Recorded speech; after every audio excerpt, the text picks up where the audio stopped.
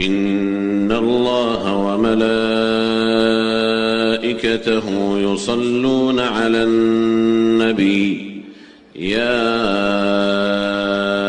أيها الذين آمنوا صلوا عليه وسلموا تسليما.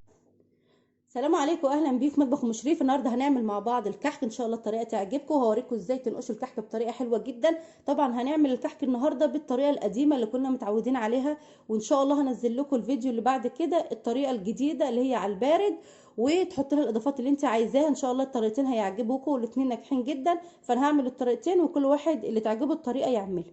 انا معايا كيلو من الدقيق، وزنته ونخلته كويس قوي، عايرته عشان اعرف الناس اللي حابه تعرف كيلو الدقيق عمل كام كوبايه. عمل 7 كوبايات من نفس المج ده اهو، مج الشاي العادي عمل 7 كوبايات. بس يفضل طبعا انت توزني عشان يبقى اكون متاكده قوي من المقادير. طبعا كيلو الدقيق انا هحط عليه نص كيلو من السمنه. طبعا برضو وزنت نص كيلو من السمنه وحطيتهم على النار يقدحوا. هوريهم لكم دلوقتي على النار. معايا ايه تاني؟ معايا معلقه صغيره من السكر، هحط عليها هي معلقه من الخميره، وهحط عليها كمان شويه ميه صغيرين. دي ميه دافيه اهي، شويه كده صغيرين. وهحط كده معلقه من الخميره اهي، معلقه صغيره من الخميره، وهسيبها كده لحد ما تتفاعل معايا. ومعايا كمان كوبايه من الحليب اللي هنعجن بيها الكحك بتاعنا. دلوقتي زي ما احنا شايفين انا خدت الحله وحطيتها على الميزانه ووزنت نص كيلو سمنه، ودلوقتي انا حطيتها على النار تقدح. شايفين اهي خلاص ابتدت تطلع دخان، خلاص هي ابتدت كده تقدح معايا. دلوقتي انا سبت الخميره اهيت على ما بس الكحك وكده تتفاعل اهي. هركنها كده في ركن لوحدها. هضيف حوالي ربع معلقه من الملح اهو، بس كده اهو، ربع معلقه من الملح. وهقلبها كويس قوي على الدقيق. طبعا حابه تحطي سمسم، حطي على الكيلو الدقيق 3 معالق سمسم، يكون متحمص كده نص تحميصه. لو عندك السمسم ابيض شوحيه كده في طاسه تيفال على النار بدون اي اضافات لحد ما يصفر معاكي وضيفيه على الكحك. بس انا الكحك ده هعمله من غير سمسم ان شاء الله. الكحك اللي هعمله بكره ان شاء الله هضيف له سمسم. لكن لو حابه تضيفي ريحه الكحك، او حابه تضيفي كيس فانيليا، او حابه تضيفي اي ريحه انت عايزاها حطي.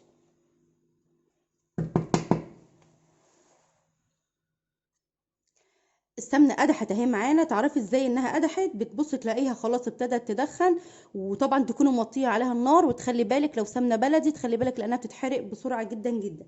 طبعا دي كانت عندي سمنه بلدي وانا سيحتها اهي.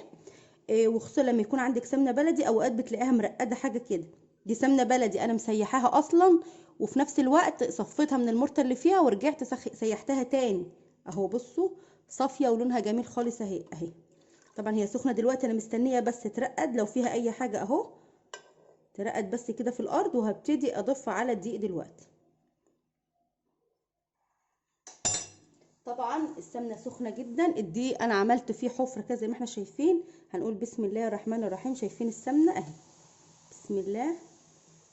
طبعا انا بوطي لحد ما اخليش، لو انتوا شايفين في رواسب كده من السمنه اهي، انا مش عايزاها تنزل في الكحك. شايفين بتفور ازاي اهي، بسم الله. سخنه طبعا.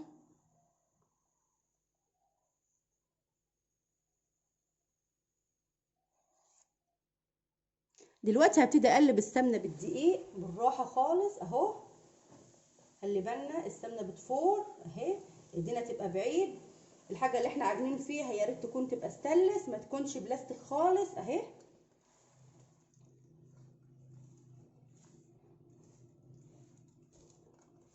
ولو انت هتحطي سمسم تحطي السمسم على وش الدقيق وبعد كده تحطي السمنه عليه، فالسمنه هتطش مع السمسم هتخلي ريحته حلوه. بس انا هعمل ده من غير سمسم لان بكره هعمل لكم فيديو تاني بالسمسم. طبعا هقلب بالمعلقه شويه لحد ما الدقيق يبرد، وهنزل طبعا افرك الدقيق كله بايدي. هقلب بس كده شويه لحد ما يبرد معايا.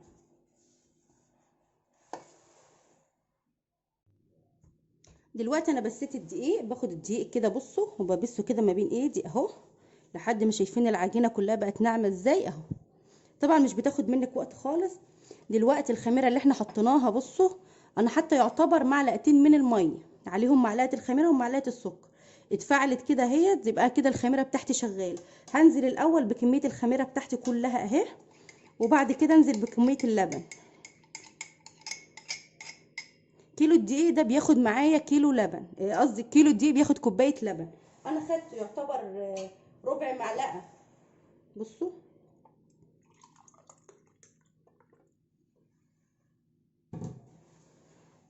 كده الكوبايه بتاعتي كملت بالخميره، يعني انا كانت الخميره بتاعتي لحد هنا، دلوقتي كده انا كملت الكوبايه بتاعتي لبن. لو احتاجت الربع التاني هضيفه، ما احتاجتش يبقى على حسب نوع الدقيق. دلوقتي بقى هنعجن الخميره بتاعتنا كده الاول، وهضيف معاها هي شويه من اللبن. اللبن ده طبعا انا كنت غلياه قبل كده اهو، وهبتدي نعجن مع بعض. ما اضيفش اللبن كله عشان الكحك بتاعي ما ينشفش اهو. هضيف تاني شويه واعجن.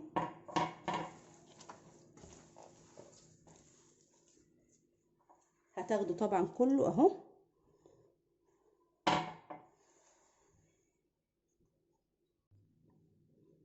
ودلوقتي العجينه بتاعتنا لمت اهيت، بصوا ما شاء الله عليها زي الملبن. بصوا العجينه زي الملبن ازاي اهي. طبعا العجينه دي خدت بالظبط كوبايه الا ربع من اللبن اللي احنا حطيناه قدامكم، وربع كوبايه اللي احنا حطينا فيها معلقه الخميره، مش اكتر من كده.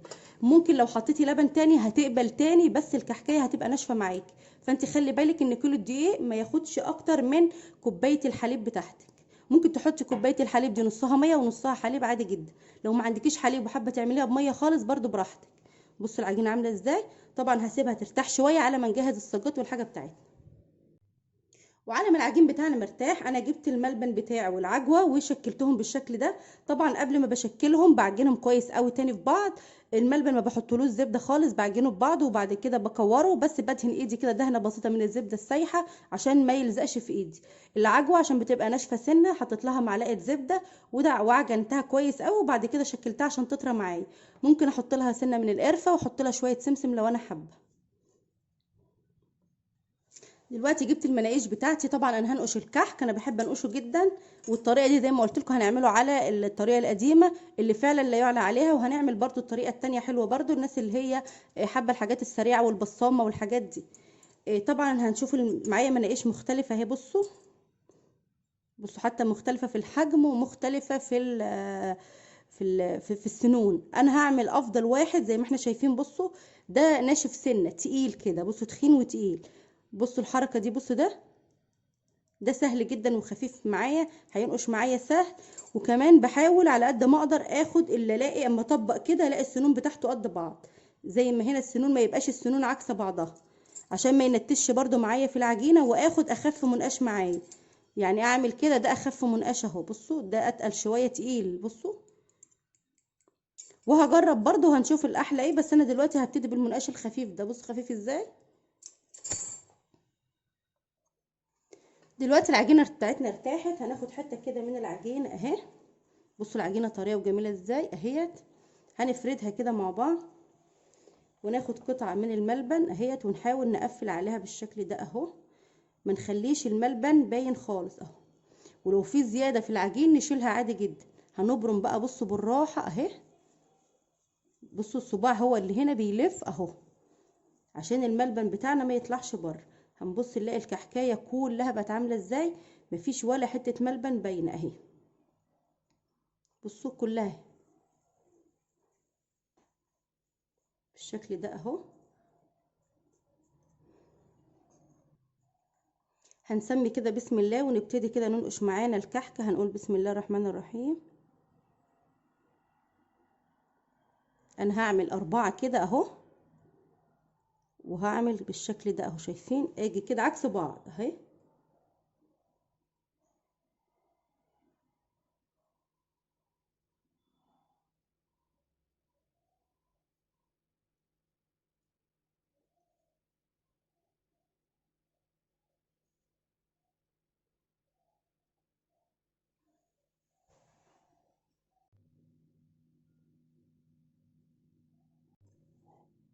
هنعمل نقشه برضو كده مع بعض. هناخد خطين كده من النص اهو،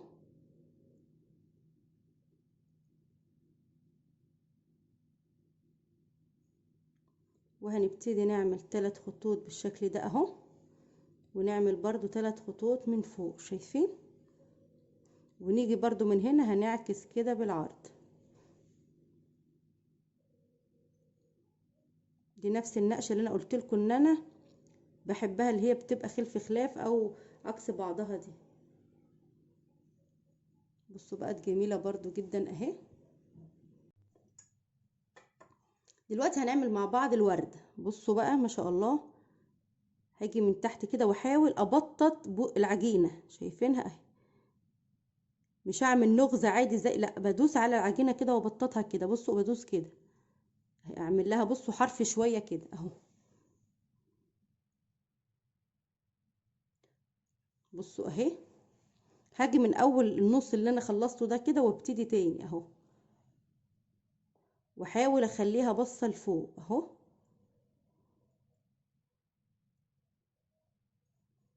طبعا انا عوجه ايدي عشان خاطر تشوفوا اهي. بصوا هاجي تاني كده اهو اهو، بعمل حرف للعجينه بدوس عليه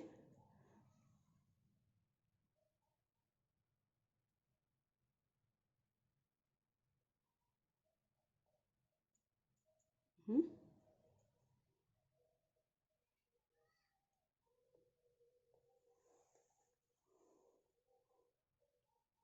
احاول بحرف المنقاش كده اهو.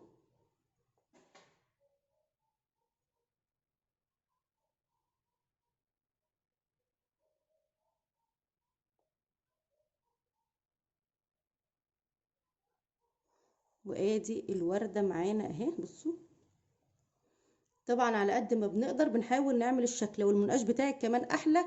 المنقاش ده بتاعي قديم بس يعني ماشي حاله برضو الحمد لله اهو. بصوا هنعمل نقشه كمان سريعه جدا برضو اهي. هناخد الداير كده، داير ما يدور اهو، بس كده كل اللي احنا هنعمله اهو.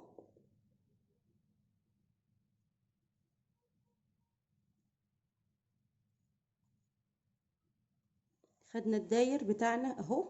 حابين نخلي دي وشها كده ساده، حابين مش حابين خلاص اهو.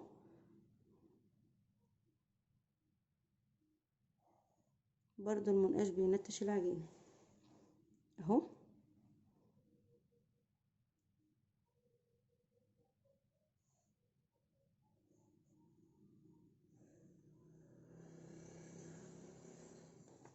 بصوا دي سريعه جدا برضو اهي. هننقش كده كمان واحده مع بعض. هنقول بسم الله الرحمن الرحيم اهو.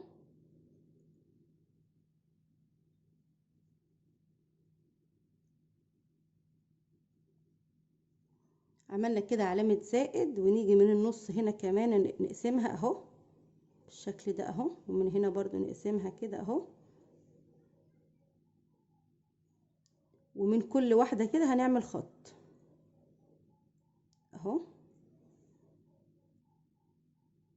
اظن دي سهله جدا وسريعه جدا برضو، وهتدينا في النهايه برضو شكل حلو. دلوقتي هنعمل نقشه مع بعض سهله جدا برضو ان شاء الله. هاخد من النص كده اهو بالطول معايا وانا نازله اهو لحد ما اقفل الكحكايه، شايفينها؟ هاجي من هنا كده، هاخد ببوز المنقاش بالحرف كده، مش دور المنقاش كله اهو، شايفين؟ وهنزل كده لتحت، النقشه بتاعتي باصه لتحت. هعكس بقى من هنا وهاخد النقشه كده بتاعتي بالورب باصه لفوق اهي. طبعا انا مش مالكه قوي عشان عايزه التصوير كله يبان اهو. بصوا الكحكايه بقت عامله ازاي اهي.